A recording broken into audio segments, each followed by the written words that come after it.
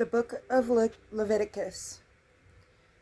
1. Ritual of Sacrifices. 8. Instructions for the Israelites. Chapter 1. Burnt offerings. The Lord called Moses and spoke to him from the tent of meetings. Speak to the Israelites and tell them, when any one of you brings an offering of livestock to the Lord, you shall bring your offering from the herd or from the flock.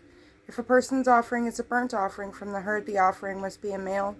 Without blemish, the individual shall bring it to the entrance of the tent of meeting to find favor with the Lord, and shall lay a hand on the head of the burnt offering so that it may be acceptable to make atonement for the one who offers it. The bull shall then be slaughtered before the Lord, and Aaron's sons, the priests, shall offer its blood by splashing it on all the sides of the altar which is at the entrance of the tent of meeting. Then the burnt offering shall be flayed and cut into pieces after Aaron's sons, the priests, have put burning embers on the altar and laid wood on them. They shall lay the pieces of meat together with the head and the suet on top of the wood and the embers on the altar, but the inner organs and the shanks shall be washed with water. The priest shall then burn all of it on the altar as a burnt offering, a sweet-smelling oblation to the Lord. If a person's burnt offering is from the flock, that is, a sheep or a goat, the offering must be a male without blemish. It shall be slaughtered on the north side of the altar before the Lord, and Aaron's sons, the priests, shall splash its blood on all the sides of the altar. When it has been cut into pieces, the priest shall lay these together with the head and suet on top of the wood and the embers on the altar. But the inner organs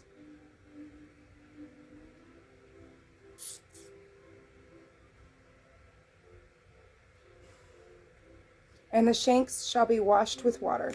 The priest shall then offer all of it, burning it on the altar. It is a burnt offering, a sweet-smelling oblation to the Lord. If a person offers a bird as a burnt offering to the Lord, the offering brought must be a turtle dove or a pigeon. Having brought it to the altar, the priest shall wring its head off and burn it on the altar. The blood shall be drained out against the side of the altar.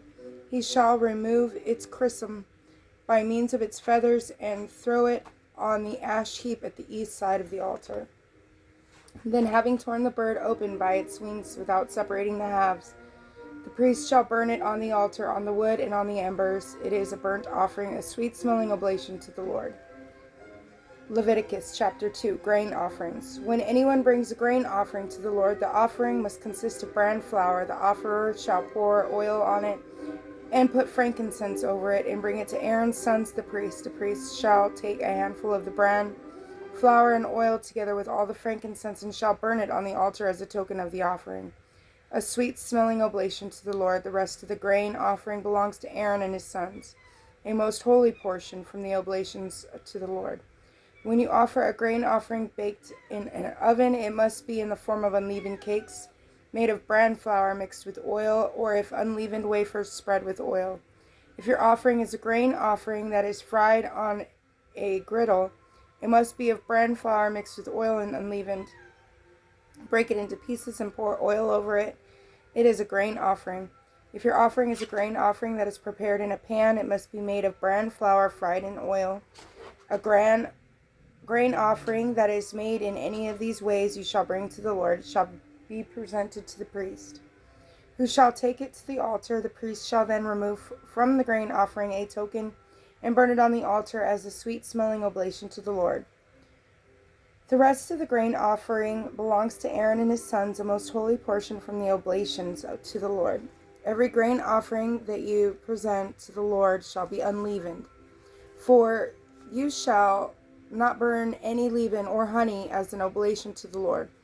Such you may present to the Lord in the offering of the first produce that is processed, but they are not to be placed on the altar for a pleasing odor. You shall season all your grain offerings with salt. Do not let the salt of the covenant with your God be lacking from your grain offering. On every offering you shall offer salt. If you offer a grain offering of first ripe fruits to the Lord, you shall offer it in the form of fresh early grain roasted by fire and crushed as a grain offering of your first ripe fruits. You shall put oil on it and set frankincense on it. It is a grain offering. The priest shall then burn some of the groats and oil together with all the frankincense as a token of offering an oblation to the Lord. God bless.